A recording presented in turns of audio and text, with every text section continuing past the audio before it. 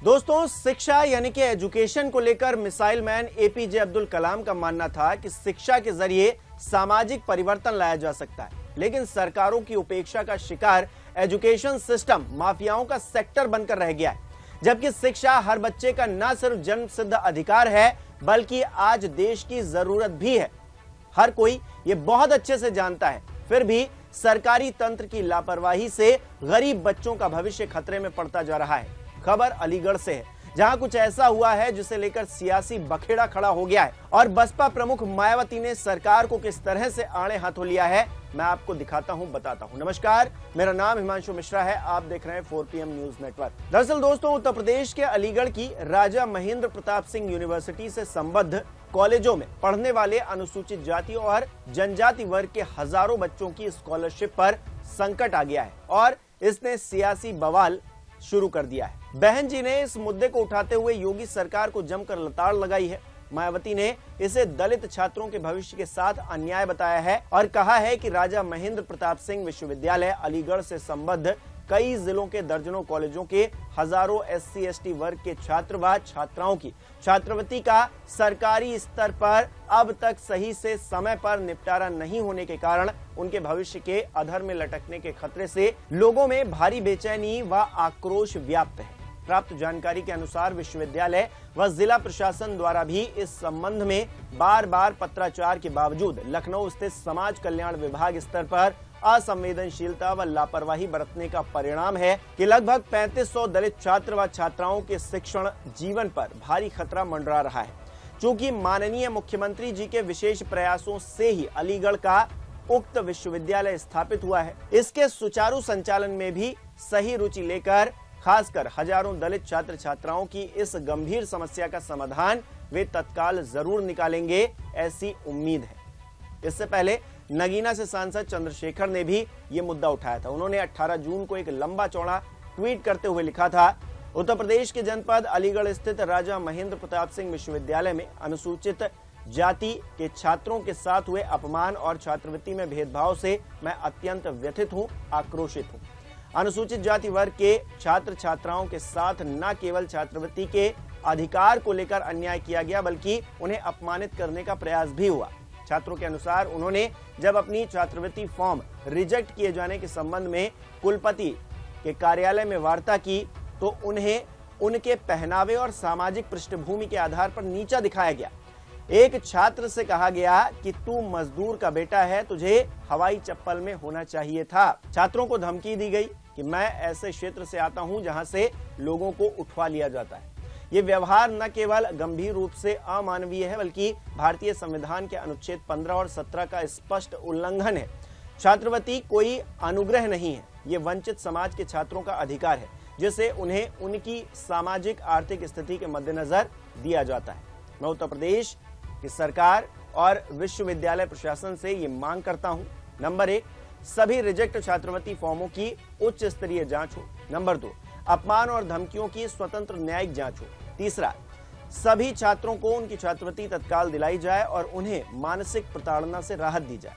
चौथा, विश्वविद्यालयों को जातिवादी मानसिकता से मुक्त करने के लिए ठोस नीतिगत कदम उठाए जाए। इस देश का संविधान हमें बराबरी का अधिकार देता है, ये बात चंद्रशेखर कह रहे हैं और कह रहे हैं आगे कि कोई भी पद या कुर्सी इतनी बड़ी नहीं कि वो दलित, पिछड़े या गरीब छात्र की मेहनत को अपमानित कर सके। मैं सदन से सड़क तक इस मुद्दे को उठाऊंगा। ये केवल छात्रों की नहीं, संविधान और सामाजिक न्याय की लड़ाई है।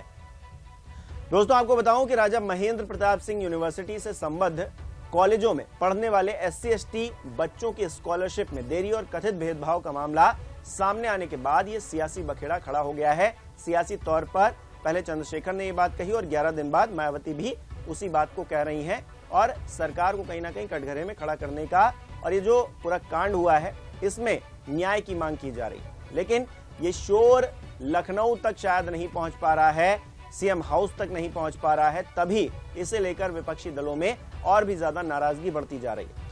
बहन जी के विरोध के बाद उम्मीद है कि सरकार जागेगी और चीजें ट्रैक पर लौटेंगी, लेकिन अगर ऐसा नहीं होता है तो फिर उसी बात को याद कीजिए जिसका जिक्र मैंने शुरुआत में किया। Missile man doctor APJ Abdul Kalam के शब्द क्या थे। कलाम साहब कहा करते थे, शिक्षा के जरिए सामाजिक परिवर्तन लाया जा सकता है, लेकिन अगर शिक्षा से ही वंचित रखा जाएगा, क्योंकि गरीब जो परिवार हैं उनके बच्चे कैसे आगे आएंगे। हम देख रहे हैं एक तरफ तो शिक्षा में माफियाओं का बोलबाला हो गया है, किस तरह से जो सरकारी शिक्षा है उसको दबाकर प्राइवेट शिक्षा की तरफ हर कोई भाग रहा है, और प्राइवेट एजुकेशन इस देश में ऐसा बढ़ रहा है जैसे सरकारी तौर पर कोई काम ही नहीं हो रहा है, सरकारी स्कूलों में कोई काम ही नहीं हो रहा है। और प्राइवेट कॉलेजेस में या फिर प्राइवेट जो यूनिवर्सिटीज हैं वो आप केजी नर्सरी से लेकर और हायर एजुकेशन तक देख सकते हैं, फीस किस तरह से उसमें होती है, गरीब का बच्चा उसमें नहीं पढ़ सकता। और इसीलिए सरकारी विश्वविद्यालयों या फिर विद्यालयों में लोग एडमिशन लेते हैं, स्कूलों में जाते हैं, लेकिन वहां की शिक्षा प्रणाली किस तरह से खराब होती चली जा रही है, उसमें सुधार के बजाय यहाँ पर स्कॉलरशिप जो दी जा रही है उसमें भी धांधली की जा रही है। और समाज कल्याण विभाग, आज से नहीं दोस्तों, आप पुरानी हिस्ट्री भी उठाकर देखेंगे तो किस तरह की घपलेबाजी इस विभाग में होती रही है, उसका आप नमूना एक और यहाँ पर देख रहे हैं कि स्कॉलरशिप अभी तक रिजेक्ट कर दी गई है और उसको लेकर अभी तक कोई सुनवाई नहीं हो रही है, जबकि सियासी तौर पर बड़े बड़े नेता इस बात को उठा रहे हैं। सीएम योगी आदित्यनाथ को भी इस बात का अगर पता नहीं है और इस खबर के जरिए उन तक ये बात पहुंचती है तो उम्मीद यही की जानी चाहिए, जैसा कि मायावती कह रही हैं, उम्मीद है कि वो इस पर कोई कदम उठाएंगे। और क्योंकि इन दिनों दलित, पिछड़ा, ओबीसी, इन सब की राजनीति भी हावी है, तो चलिए राजनीति के ही चश्मे से सही कम से कम उन बच्चों को न्याय तो मिल पाएगा। 3500 बच्चों की बात है दोस्तों, ये कोई एक या दो बच्चे की बात नहीं है, और एक या दो बच्चे की बात भी होती है अगर, तो भी इस पर सुनवाई होनी चाहिए थी। इतनी संवेदनशीलता इस समाज के अंदर उन गरीब बच्चों के लिए होनी चाहिए, कम से कम राजनीतिक तौर पर जब इतना हंगामा हो रहा है तब तो होनी ही चाहिए। और अगर नहीं हो पा रही है तो फिर राजनीति छोड़कर कुछ और पेशा अपनाना चाहिए इन लोगों को, क्योंकि जिस तरह से दलित बच्चों का भविष्य खतरे में आ गया है, शिक्षा के जरिए सामाजिक परिवर्तन के सिर्फ वादे या दावे ही करने काफी नहीं है, उसको जमीन पर उतारना भी काफी है। जो बच्चा शिक्षा से वंचित रह गया वो समाज के लिए क्या कर पाएगा, इस बात को इन नेताओं को समझना चाहिए। और शिक्षा इस देश के लिए, इस देश के भविष्य के लिए बहुत जरूरी है। हजारों बच्चे, लाखों बच्चे अगर शिक्षित नहीं होंगे, शिक्षा को हासिल नहीं करेंगे, तो वो समाज के लिए कुछ नया नहीं कर पाएंगे। मैं कहता हूं कुछ करें, नौकरी करें या ना करें, वैसे ही आप नौकरी तो दे नहीं पा रहे। सरकारी तौर पर विभाग खाली पड़े हैं, लेकिन आप सरकारी नौकरी भी नहीं दे पा रहे। और कहते हैं कि प्राइवेट सेक्टर को हम बूम कर रहे हैं, पीपीपी मॉडल नया बना रहे हैं, हर चीज में प्राइवेटाइजेशन घुसाए दे रहे हैं। आप रेल में देख लीजिए, वहां प्राइवेटाइजेशन करे दे रहे हैं।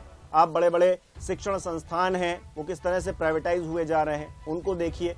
नौकरियां किस तरह से एडहॉक पर रखी जा रही हैं, या फिर वो जो नौकरियां हैं वो नियमित नहीं है, इसको लेकर भी सवाल है। और इस बीच बच्चों के भविष्य के साथ ये जो खिलवाड़ हो रहा है, इसको किसी भी तरीके से बर्दाश्त नहीं किया जा सकता, और इस पूरे मामले पर सुनवाई होनी चाहिए। और सुनवाई के साथ साथ उन बच्चों को न्याय भी मिलना चाहिए। और सिर्फ ये अलीगढ़ का मामला नहीं है, देश में कहीं पर भी अगर ऐसा हो रहा है जहां पर जो पिछड़ा वर्ग है, दलित हैं या फिर किसी भी वर्ग से आते हैं, शिक्षा में कोई वर्गीकरण नहीं होना चाहिए। मेरा एक ये भी मानना है, हर बच्चे को पढ़ने का अधिकार है, वो उच्च जाति से आता हो, निचली जाति से आता हो या किसी भी वर्ग से आता हो, इस बात से कोई फर्क नहीं पड़ना चाहिए। और सरकार को अपने आप में ये व्यवस्था मजबूत करने की जरूरत है।